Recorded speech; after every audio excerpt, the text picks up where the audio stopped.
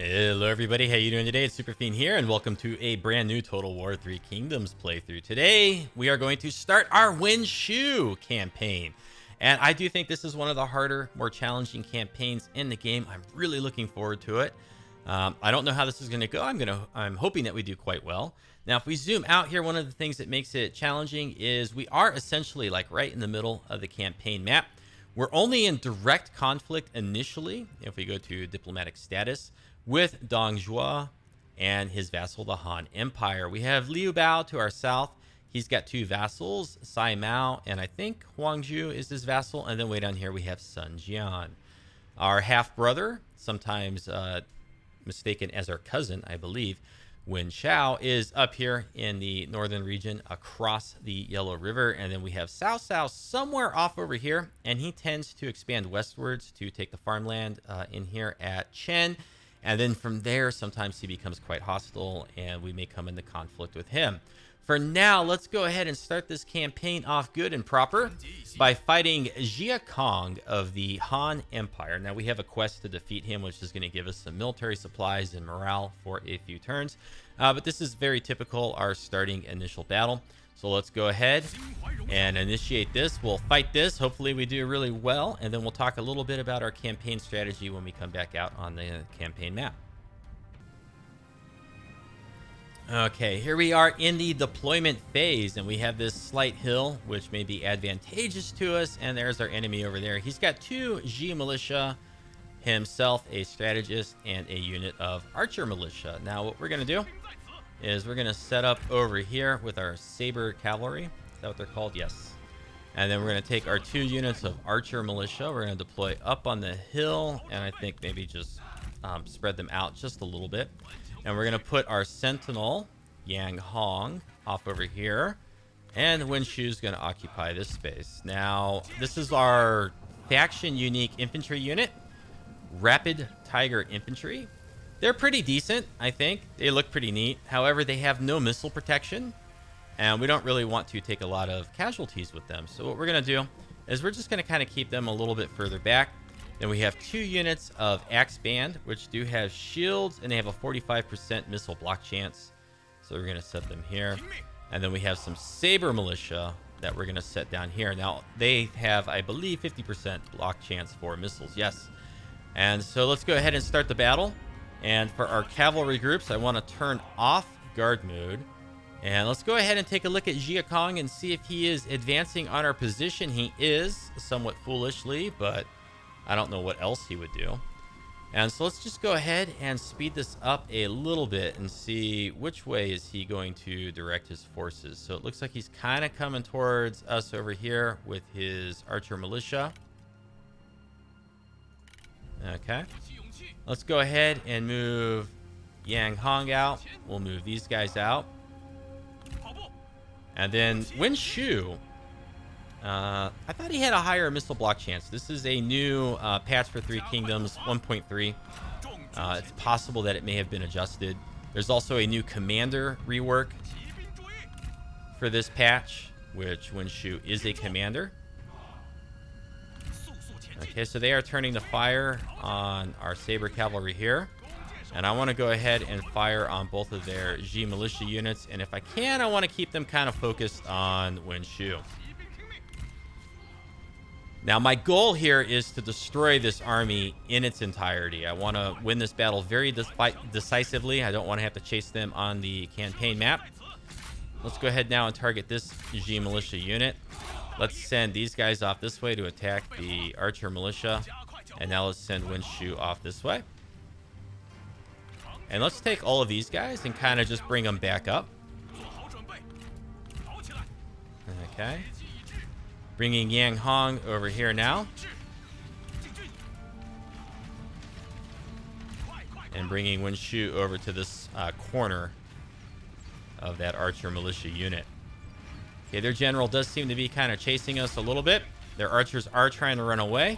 We're going to go ahead and charge in with Yang Hong now, and at the last moment, switch our missile fire over to the other unit of G militia. Let's bring our saber cavalry down this way. Okay, now I don't know what Jian is going to do. if he's going to try to mix it up with Yang Hong or not. Wen Shu is destroying these guys pretty good. That unit is destroyed. So let's keep Yang Hong over here to keep them from moving out this way. Wen Shu is rather slow at destroying the archer militia group. Okay, the Xi militia are coming over towards our sentinel. They're a little indecisive about it, which is going to cause them to take more missile casualties. He's starting to break, it looked like. Looked like he was wavering a little bit there. Okay, let's pull back with Yang Hong. 12 archer militia. Okay, let's charge in here now there. We've achieved our victory. Let's go ahead and run down Jia Kong.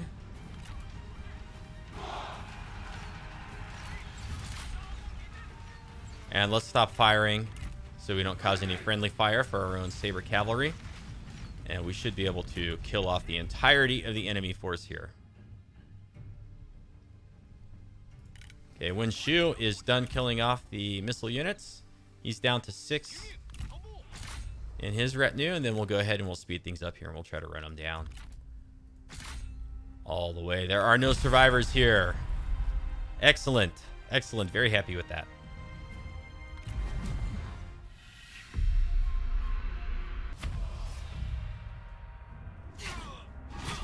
Nice little animation here. Wen Shu viciously cutting down his foe and then kicking him off of his blade. And I think initially, in the beginning of our campaign here, where money's a little bit tight and where we probably don't need the replenishment because we did so well in that battle, we're going to go ahead and ransom for the minor amount of income. And that did cause us to succeed in a mission. So we have Taste for Victory now. 3 turns, plus 30 military supplies faction-wide. And in addition to plus 5 morale. Yay, good on us. We have a new mission issue here, a new mission to capture the Jade Mine in our starting commandery of Nanyang. We may do that, but it might be just a wee bit before we do. And so now's probably a good time to talk a little bit about our campaign strategy. Let's look at our starting ancillaries. We have a trader giving us cunning and trade influence, a military Jian giving us expertise. And then we have Rights of Zhao giving us authority, satisfaction, and income from peasantry. Very good. Establish our power. Okay, that's a starting quest. That's okay. And then killed in battle Jia Kong. Now, in terms of our campaign strategy overall, let's go ahead and look at diplomacy.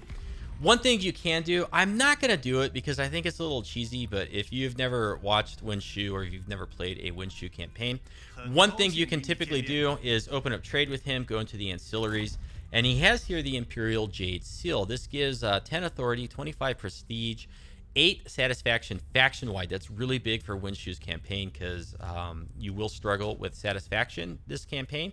But he will typically trade this away, and he doesn't usually ask for all that much in return. You can see what happened to his thing. Did I forget to select it? Let's go ahead and get that in there. So you can see in here, we're very close to being able to get the Imperial Jade Seal. And if we were to pop back in here and if we were to offer this up in addition to everything else, so we could keep the trader if we wanted to, you know, and then we could ask him for a little bit of money. You could even come in here and you could say, hey, buddy, I want you to support our legitimacy.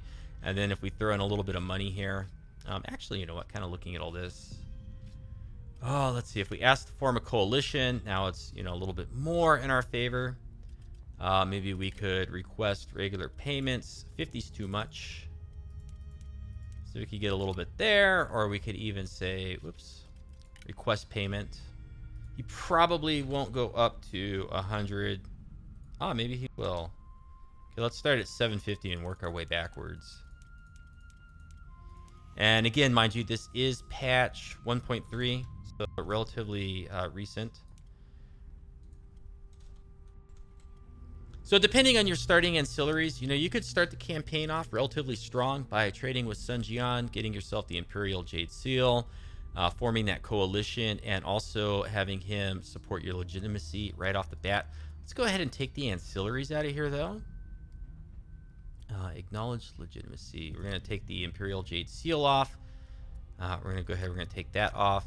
And then On the flip side, if we just want a coalition to get a slight positive boost and for him to acknowledge our legitimacy, we can go this way, and then we can kind of add things in here. Okay, in terms of campaign strategy. So maybe the trader would be enough to get him to go for this, yeah. And then maybe now we request a wee bit of a payment. He's not going to give us very much. He's going to give us like nothing.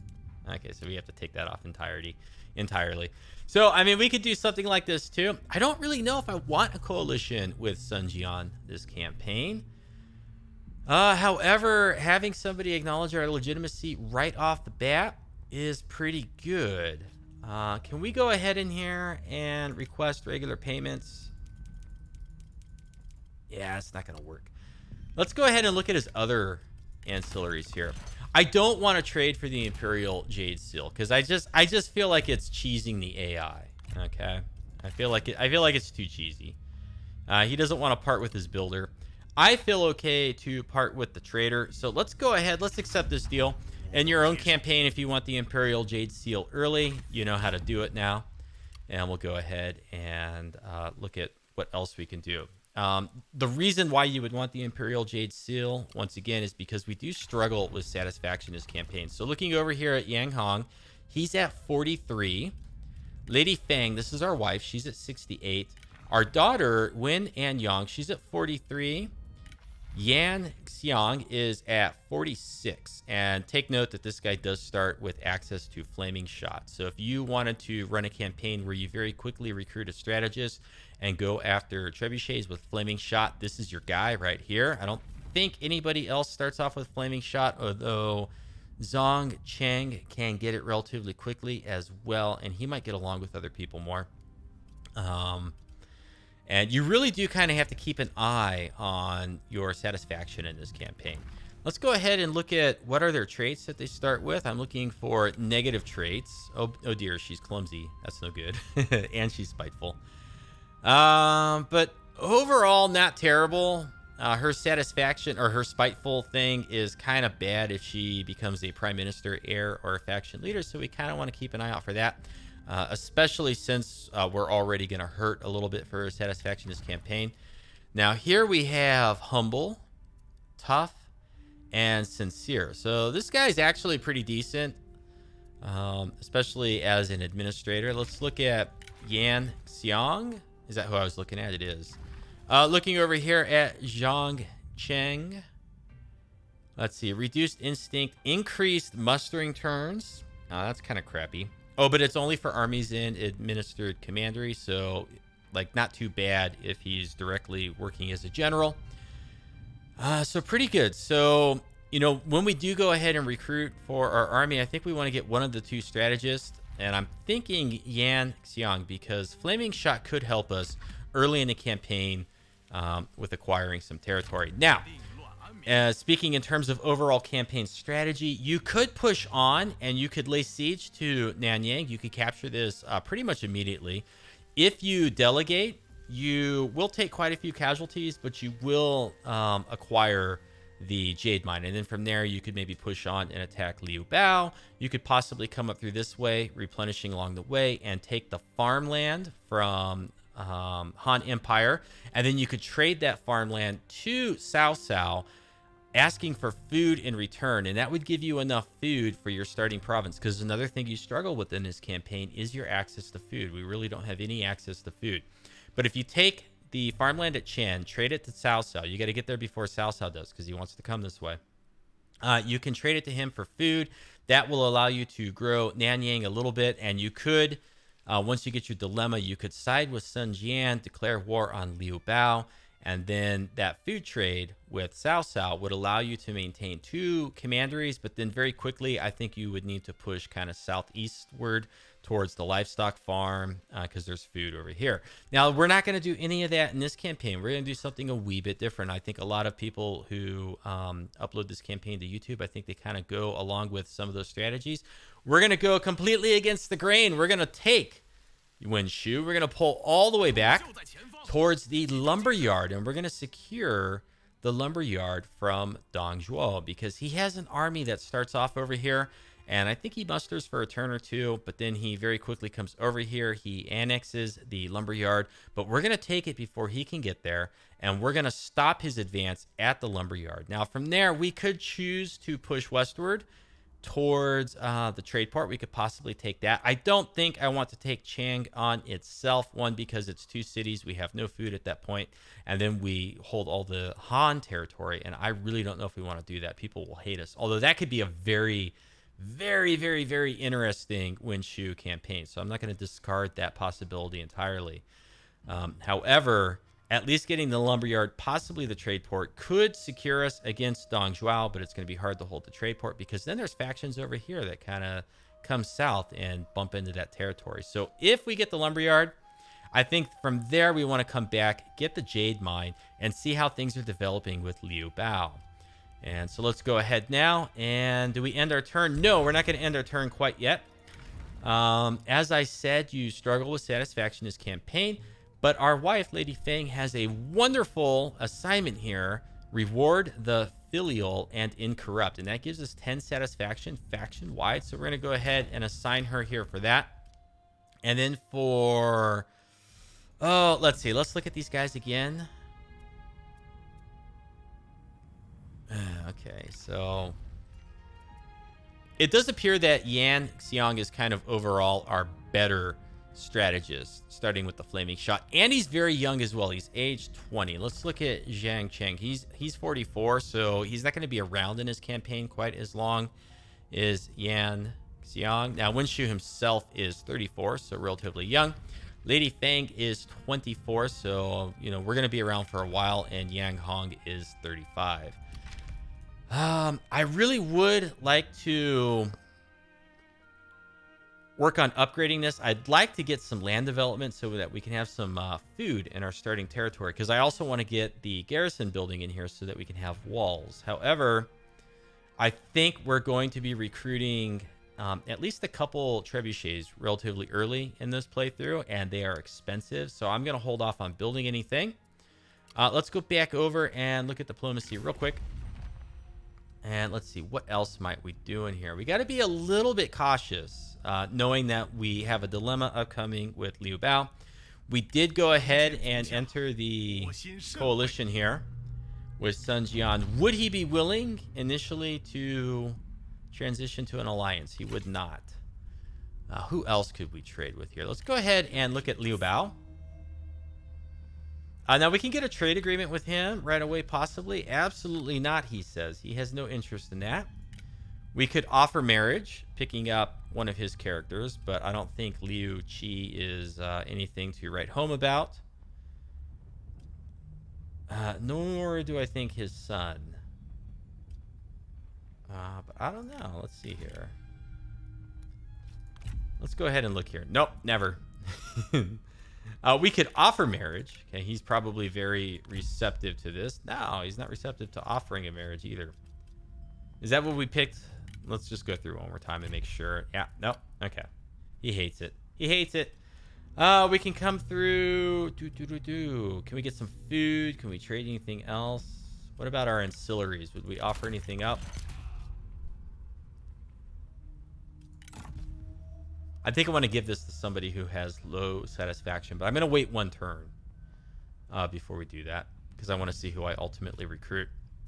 But in any case, I think it's a waste to deal with this guy. Let's go ahead and look at Sai Mao, one of his vassals. Let's look at receiving marriage. Like, who would we pick? Could we pick up his faction heir? Probably not, and they dislike each other.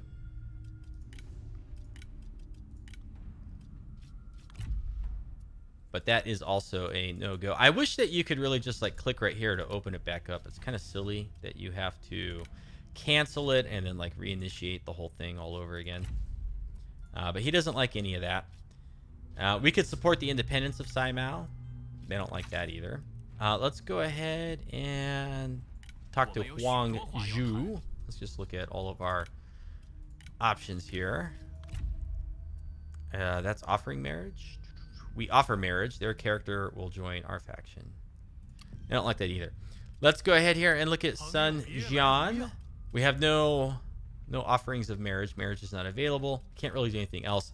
So you know what? I think that was all kind of for naught. We didn't really get anything out of that. We could declare war with He Yi relatively early. That would gain us favor with who? Dong Zhuo, Liu Biao, Sai Mao, Han Empire, Huang Zhu, and Kong Zhao, which I think he's over here, possibly. Here or possibly there. But I don't think I want to have the Wrath of He Yi quite so early in our campaign. So you know what? There's really not much else we can do. We got to wait 3 turns before we can pick a reform. And so we'll just end our turn and see what happens here.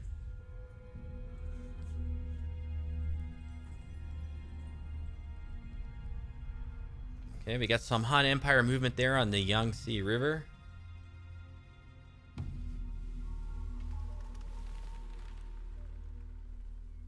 Okay, very good. Yeah, we haven't even gained a skill point with him yet after our awesome first battle. Let's look at the Lumberyard garrison. Very weak. We should be able to do this no problem. We're going to move up.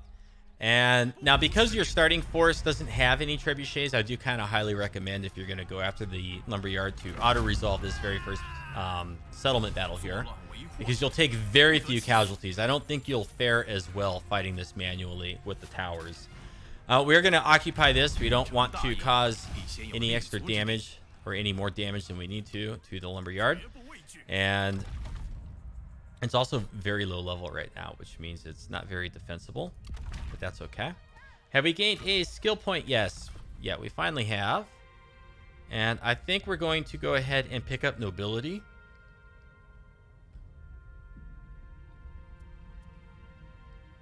Looking through here. Morale when attacking and battle speed is nice. I also like the redeployment cost, but especially the replenishment. But when you look at nobility, we get +1 available assignments and plus 20% ranged block chance for melee cavalry in our own retinue. So that's going to really directly help our saber cavalry and Yuan Shu himself in battle. I think it should apply to him. It doesn't seem like it applied to him. It's really only for the retinue. That's kind of a bummer. But in any case, it's still good for our saber cavalry.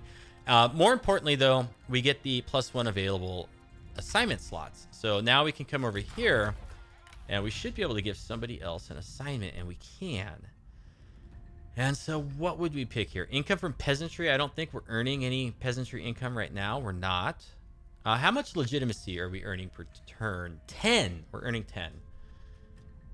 And we have 192 income from commerce. So we could like go into business ventures with one of our characters right away. Which is not bad.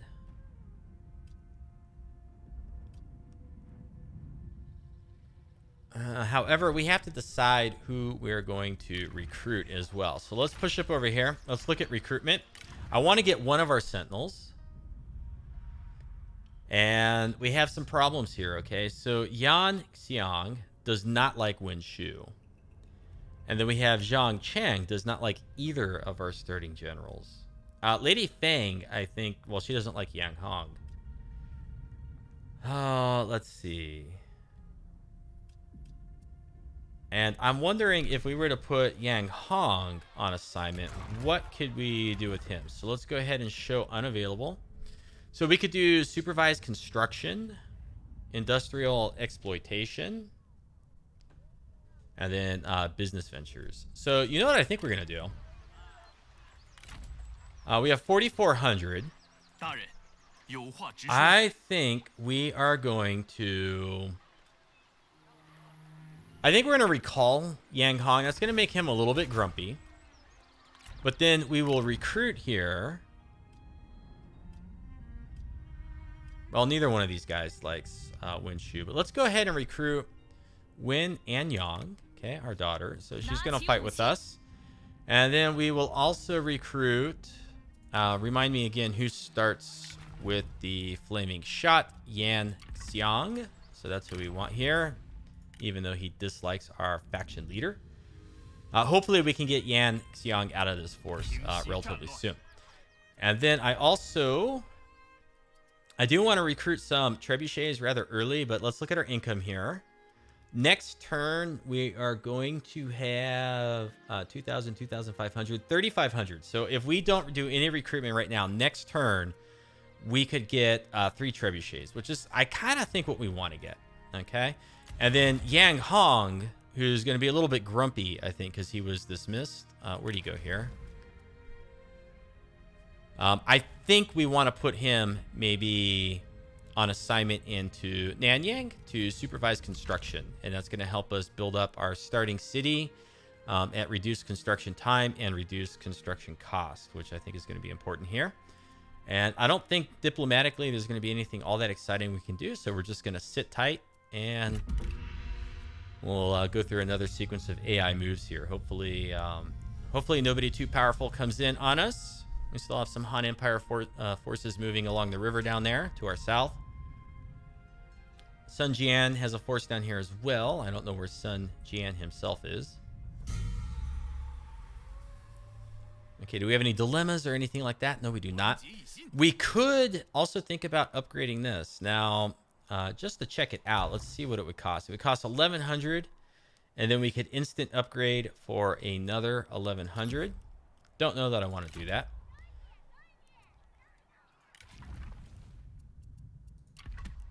And let's go ahead and look at our trebuchets here. They cost 1,000. They cost 280 per turn in upkeep. So 3 of those is going to be 840. 840. That'll bring us down to like 700 or 800 income per turn, which is kind of low. Let's look at our possible assignments. So Zhang Jiang is relatively unhappy, but I think I want to get Yang Hong in here. I want to get the construction cost reduction, also building upkeep reduction and construction time reduction. Yeah, I think that's kind of the proper thing to do here. We have 20 legitimacy. How long does that last, by the way? Looking at Sun Jian over here. It lasts for 8 turns. It's 10 per turn, so we're going to get up to 80 with that deal. And then our one and only character that's not really doing anything at all, I'm going to go ahead and give him the Rights of Zhao. That's going to give him a +8 satisfaction. Oh, we can give him the... Oh, this is... Oh, we have a philosopher. You know what? We should put that on Yuan Shu, because that's also +10 satisfaction faction-wide. Let's go ahead and do that. I think that's a wise choice. And then what else do we have in here? You know what? We're going to put that on Yan Xiang for the increased cunning, which gives us a little bit more ammunition for our trebuchets once we get them. Now, it's very possible that we could wait like one more turn here before we recruit anything extra. Kind of tempted to do it. We got 3 turns before we're fully replenished.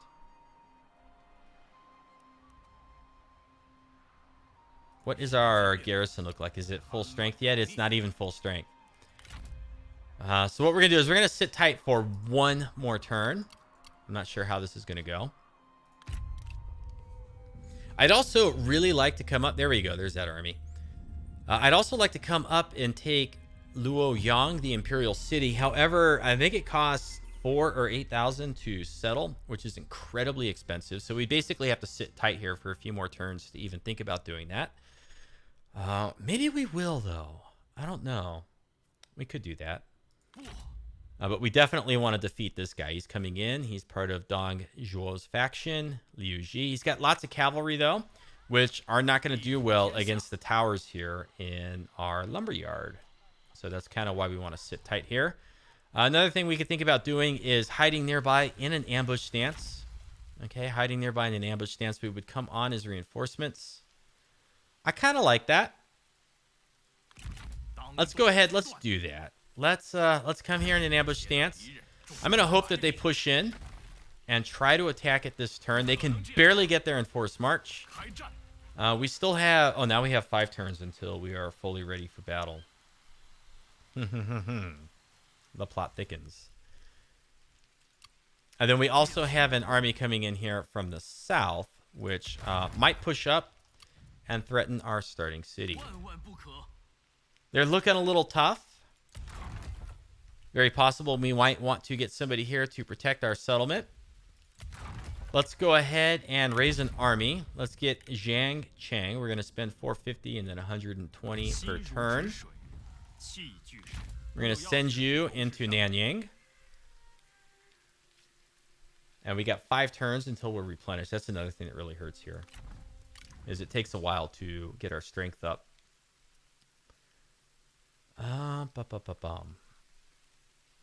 Let's add 2 units of Ji militia to his retinue. I think if we are attacked by Xu Huang that we can win. Okay, I want to be slightly weak if he does decide to attack us, because I really want to goad them into fighting us here. That gets rid of a roaming Han Empire force, so we wouldn't have to deal with it. That makes it easy for Yuan Shu to maybe swing back and get the Jade Mine, because if we have too much of a show of force here, he may just go this way and sit inside the Jade Mine. That makes it much harder to capture it. But if he tries to take Nanyang and fails, then it's much easier to get to the Jade Mine. And then we are possibly on the verge of goading these guys into a defeat over here. At this point, we can pick our very first reform. And I kind of think I want to focus on income from commerce. Maybe even income from industry, because we can get some very good buildings that unlock income from industry. But you know what?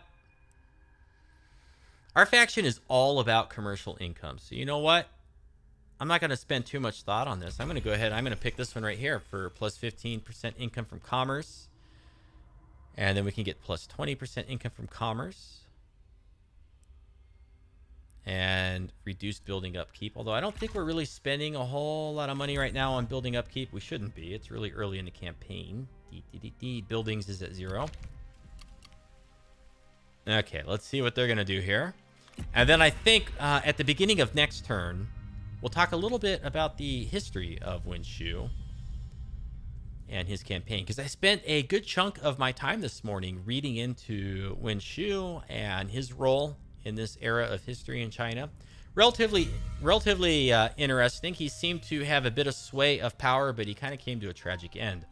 So, Yuan Shu and his half-brother, Wen Shao, they led a coalition, or really it was Wen Shao that led the coalition against Dong Zhuo.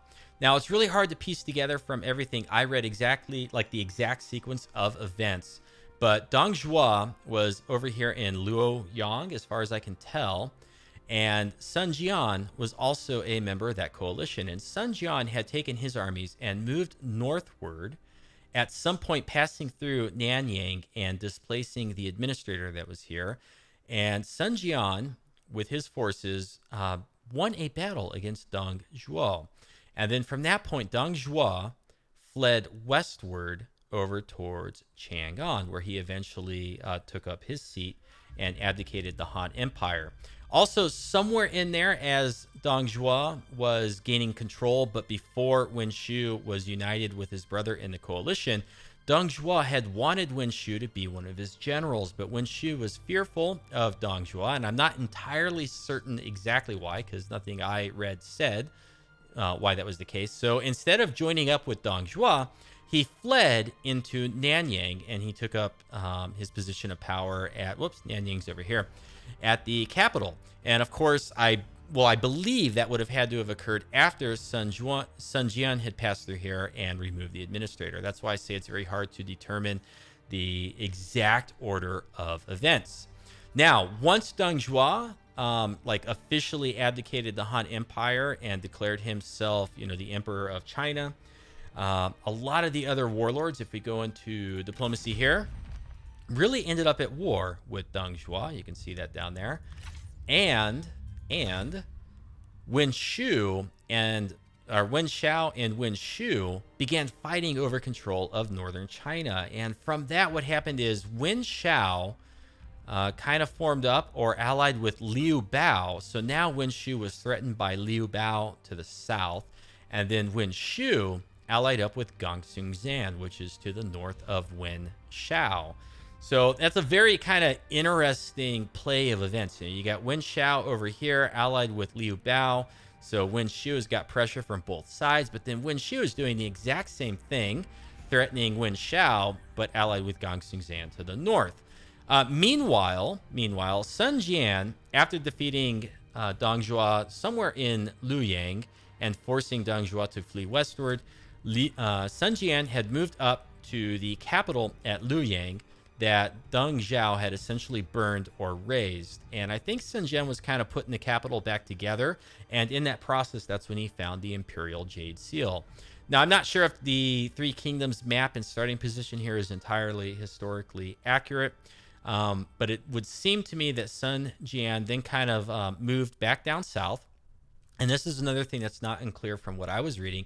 It seems that Yuan Shu kind of was in a position of power over Sun Jian, because Yuan Shu named Sun Jian inspector of this territory off over here where Sun Jian starts his Three Kingdoms campaign. And then also Sun Jian had given the Imperial Jade Seal to Yuan Shu, and the reason he had done so is because Yuan Shu was holding Sun Jian's wife hostage. That's kind of interesting there. So they were allied and friendly with each other, but at the same time kind of at odds with each other. Also, Yuan Shu was very fearful that Sun Jian would no longer follow his orders, especially as Sun Jian occupied or moved up towards Luoyang in this territory here. And Yuan Shu sabotaged Sun Jian's forces. He cut off their food supply for some amount of time. And then eventually Sun Jian called him out on it. I'm not sure exactly in what form, but he basically said, hey, we fight for your family and we acquire lands for your cause, and then you sabotage us. And that pretty much shamed Yuan Shu, and Yuan Shu was forced to reestablish the supply lines, I guess. I'm not exactly a historian here, but I spent all morning reading about this stuff. It's very interesting. Now, in terms of Yuan Shu's overall span, what happened is he commanded Sun Jian to march on Liu Biao here at Xiangyang, and Sun Jian suffered a defeat. And that's the dilemma that we're going to get eventually in our campaign, I believe. Now, after that happened, Yuan Shu was no longer able to maintain his position here. He's known as living very extravagantly, being a bit of an arrogant despot himself, and he was pushed out of Nanyang over towards where Liu Dai starts his campaign over here. And so Yuan Shu was pushed off over this way, but still, through his control of the Sun family, he managed to extend his control kind of through all this territory in here, as far as I can understand. It's really hard because when you're looking into things, they use the old names of the provinces and territories as they were during this period in history, but it's really hard to kind of correlate them on modern day maps of China. It's really hard to line everything up because a lot of the maps are missing names and stuff. So you kind of have to go from the shape of the geography itself. So in any case, Yuan Shu was kind of positioned off in this area, and the Sun family, at that point, I believe it was Sun Sua, was acquiring lots of territory in here and doing quite well for himself. And then Yuan Shu himself, not really a great commander.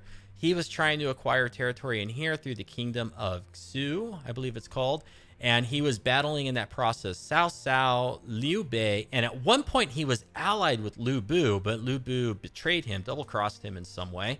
And that essentially caused Yuan Shu to suffer a defeat somewhere in this area. I'm not sure where exactly.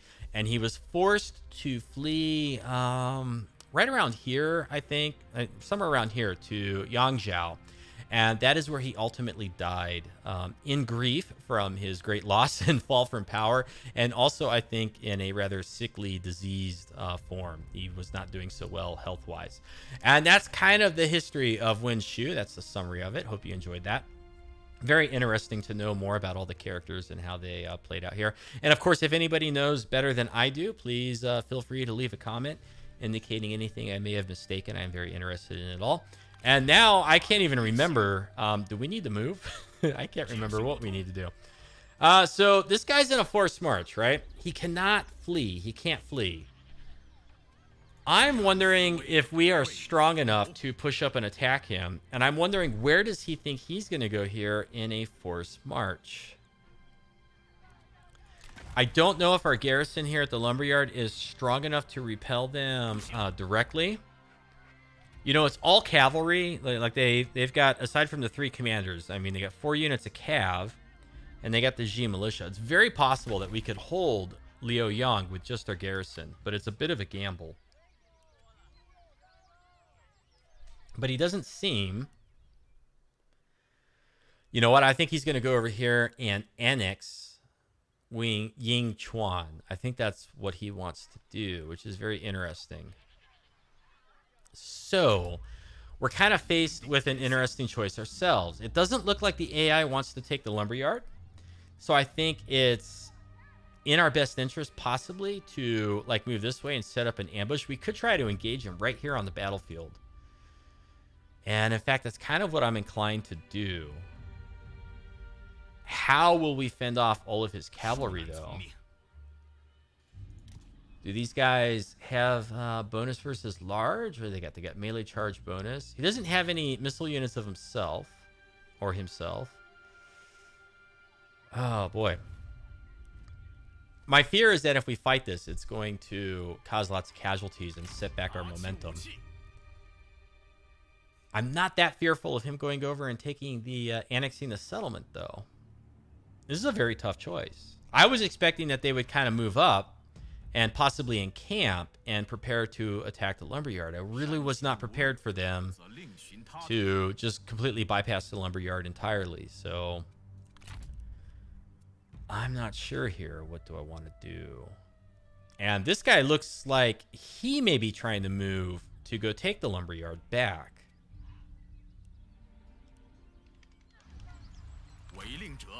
So here's what we're going to do. We're going to take Yuan Shu. We're going to move... Oh, come on. Well, you know what? I guess he's going to stay right where he is. I wanted to move up over here so that these guys would attack the Lumberyard, and then we would come on as reinforcements. But I think what's going to happen is they are going to blunder into our ambush, and we're going to get the Lumberyard possibly as reinforcements. I don't know. What's this army look like? Can we do this? He's got less cavalry, so I think we can win this fight. The cavalry kind of makes me nervous. They got good mobility, and we don't have enough Ji militia ourselves. So, what we're going to do is we're going to sit tight one more turn. This is kind of against my instincts, but I think it's the right thing to do here. I don't like having such a slow start to my campaigns, but I think this is going to be the smart start. We've also got a brown stallion. You know what? Let's go ahead and... we don't have anybody that would directly benefit from the resolve on that. So we're not going to give that to anybody. Okay, end turn. One more time here. Let's see what they do. Okay, good. This is what I was hoping for. So we did kind of make the right choice here. They're attacking the Lumberyard. We're going to come on as reinforcements. We're going to have our towers helping us out in this battle. So let's see how we do. Okay, it's relatively unfortunate that our garrison is not yet replenished. So this could be a bit of a challenge for us here. They have chosen to deploy everything all together directly opposite from where our reinforcements are going to come on the field. So our infantry and missile units are going to have quite a march under their feet. Although we do have some cavalry units. Now, what I've done here is I've deployed the archer militia and a unit of Ji militia by these towers. And then we have our Ji infantry captain over here. But you know what? I think I'm going to switch it with the other Ji militia. And once again, they are almost all cavalry. So when we stick our Ji militia by these towers, if they charge in with their cav, we should have very good charge defense. And we should be able to hold the line for a while, at least hopefully until maybe our generals get here. And then the Ji infantry captain is just going to go left or right, depending on where most of their strength lands. And so there's no point dilly-dallying about it. Let's get the battle moving here. Let's move up a wee bit. And let's get Yuan Shu and his cavalry moving. I am a little bit concerned about their Ji militia overpowering our own, and it does look like both units are going this way, so I'm thinking our captain might want to go over there. And we just need to get everybody moving. Oh yeah, thank goodness that we recruited Yuan and Yang. We have lots of cavalry in her retinue. Okay, and we need everybody to get over here ASAP. No beating around the bush. Move it, men. We're going to shoot the Ji militia. with all the towers. You know what? It looks like they're bringing everything this way. So that's even more reason to have these guys pushing up this way. And everybody should be on their way, reinforcement-wise. Although, boy, it's going to take them a while to get here. Okay, here we go. Now we want to get our captain right here. Let us now shoot.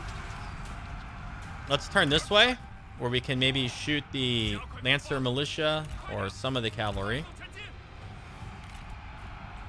Oh boy, they have piled in hard over there. So you know what? Let's come around the back this way. As much as possible, we wish to hold this tower. Okay, as long as we have the towers, we can continuously do damage to them. If they push in a little bit, though, and they have a lot of mass to do so, they could capture the tower for themselves. We don't want that to happen.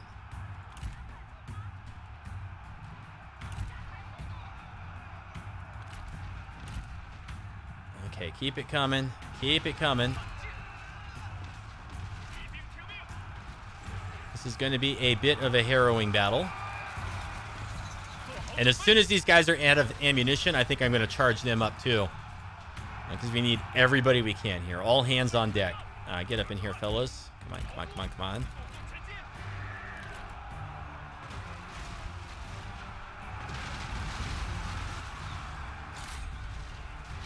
Have we even caused their one unit of G militia to flee yet? No, not even. Come on, dudes. You got to get up here. We are starting to lose the tower. We need to push up.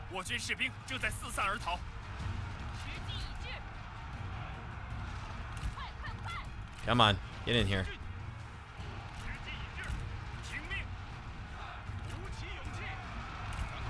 Come on. You can do it.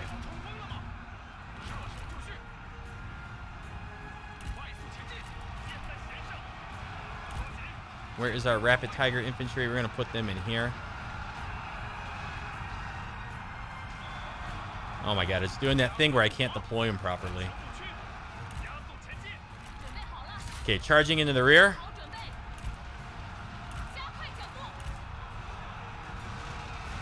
Okay. And then pressing J to get our cavalry out of there. And then now charging in again. Oh man, we have utterly collapsed in here. No bueno. Okay, now let's pull back out again. Need these rear charges.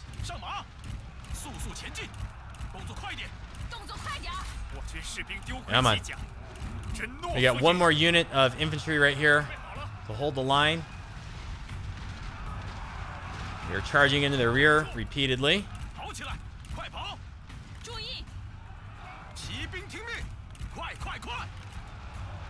Pull back. Come on, you must hold. Let's get our strategist up to provide morale. Okay, charging in.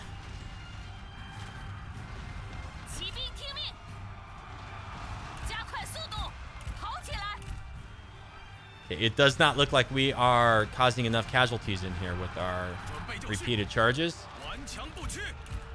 Okay, let's pull back with this unit and see if maybe we can surround one of their generals that pursues. Okay, let's just pull back. Are you going to pursue? Chase me out. We are starting to lose this unit in here, so let's pull back with our strategist. Let's bring these guys here.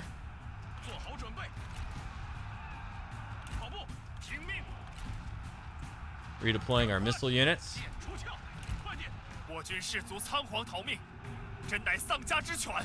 Okay, now they might leave one unit to protect this tower. Okay, let's go ahead and charge in before these guys are braced up. All of our cavalry out here. Please crush the G militia. There we go. Big casualties on that charge. That's what we needed there. Let's stop with them. These guys are going to get slammed into the back here.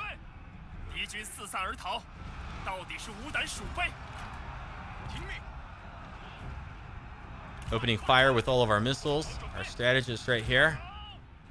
don't want to take too many casualties with our actual army. Okay, we've broken these guys. Let's go ahead and get the next unit of Ji militia before they brace up. Charging with all of our saber cavalry, not with our generals. Okay, there we go. Now they find themselves sandwiched between our forces. Okay, you can shoot them. You can shoot them. And then these two will shoot their general here, Liu Biao. And we've now broken the second unit here of Ji militia. And we're going to use our missile units to soften up everything else.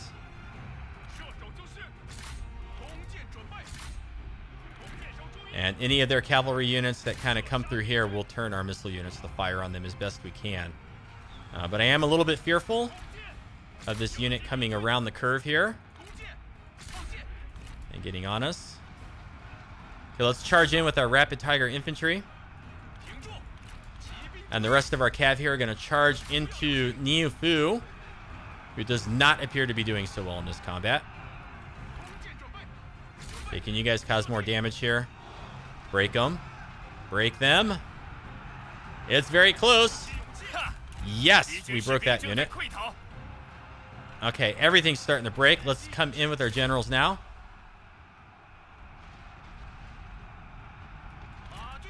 And we'll make these guys a group 1, group 2, and we'll go after Liu Biao.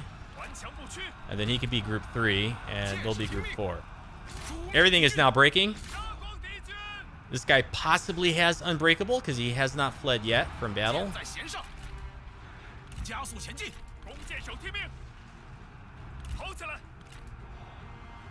Let's turn all of our archers to face this way.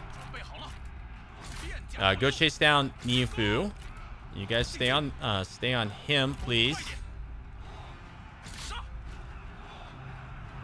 You know what? I think the tower is going to finish him off. So we're just going to go ahead and take our daughter and our faction leader and kind of hold the tower position right there. This guy's regrouped. Shame on you. Might want to pull our strategist back then. And these guys can go ahead and attack the mounted saber militia. Okay, their mounted lancer militia are now broken. Got to get rid of this guy, though. Let's bring our strategist up that way. And what about their other unit? Probably died to towers as it fled. Okay, Niu Fu broken once again. All of our missile units can now shoot Cao Cao. Weaken him a bit. Now, you know what? Come on, get them. Get them. Get them. Get him. Okay, we've done very well. Let's go ahead and speed it up here. We'll let anybody that gets outside, they can get shot by our towers. And we got Yuan Shu and Nanyang kind of blocking their escape here. These guys are chasing him down. If we can destroy this whole force, I will. But I wish to not come outside the towers with our generals here. I don't want to get shot by friendly tower fire. And are you still getting them over there? Come on, chase them down. Chase them down. Chase them down. Chase everything down. I want everyone to stop moving. Oh, there's Niu Fu. You know what? We'll let him escape. Maybe he'll join our cause. It's possible. Let's go ahead and claim our victory here. Nicely done, I feel.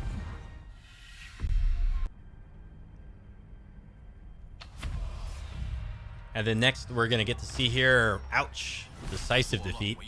Close victory. Look at that. They have 26 survivors. There's no way that's close.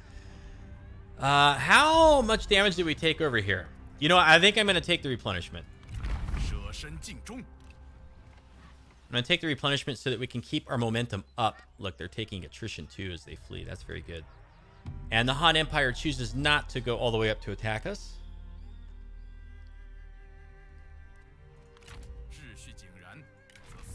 And we have a skill point here with our daughter. Oh, we'll look at that in a moment. Killed in battle. Niu Fu did not escape. Li Biao also did not escape. Our daughter's gained a skill point. Ling is passing through our territory. And we have a red stallion, which gives instinct. We don't have any vanguard generals yet. So let's see here. What is going to be our next play? It does not appear that the Han Empire wishes to attack Nanyang. We've got quite a bit of money, so I think we're off to a good start in that regard. In fact, if we just sit patiently and set up another ambush, it's very possible we could defeat this force the same way. And next turn, we would have enough money to safely settle at Luoyang. However, I'm not sure that we want to hold that. I'm really not sure. I think holding the Lumberyard is sufficient, at least over here. What's the garrison like in Yingchuan? We can't see. So seeing as how I don't think I want to spend a bunch of money to settle this and then have to protect it. Also, another reason, too, is since we're playing on a high difficulty, if we settle this, it opens up line of sight to a bunch of factions here, and they may want this territory. So they may be more inclined to declare war on us. But then again, I don't know. If we defeat this guy, recruit some trebuchets, we could go get the trade port. I mean, we could go take Dong Zhuo out maybe early. I don't know that I really want to, though. It's kind of risky. You know what? We're sitting at an hour right here. So I think some of those questions are going to be answered when we come back in the next episode. Let me know if you enjoyed this one with comments or thumbs up. I'm enjoying it. I'm very excited to be starting a new Three Kingdoms campaign. And check out the rest of the channel. Consider subscribing if you have not already. And thank you so much for watching. We'll see you next time. You have a good afternoon and take care.